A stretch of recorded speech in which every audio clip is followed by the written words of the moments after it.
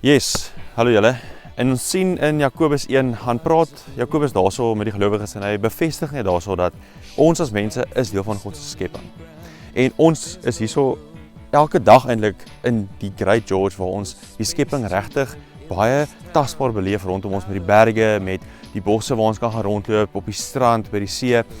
So eintlik wat ons leer uit die teks in Jakobus is dat ons het ook 'n verantwoordelikheid as deel van die skepping om God te eer deur die skepping ook te verheerlik. So eintlik maar net 'n praktiese ding om daai teks uit te leef vir julle.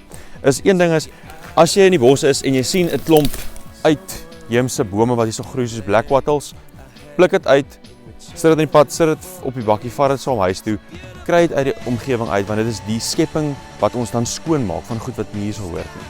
As jy langs die pad stap, daar's 'n papier wat jy het, vat dit en gooi dit weg of sit dit in jou sak en gooi dit weg want selfs as jy op die strand is, dis verskriklik donker, vuil, daar's tussen die rotse sigaretstompies en goed. Tel die goed op en maak die strand skoon want ons het nodig om God ook te verheerlik deur die skepping skoon en netjies en eintlik vars te hou want dit is ook deel van 'n gelowige se lewe. So ek wil jou challenge vir die naweek. Gaan doen dit. As jy uitgaan, jy's buite, dit gaan great lekker weer wees.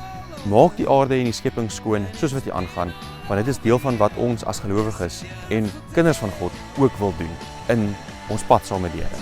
Lekker dag verder, geniet die naweek en ons gesels weer.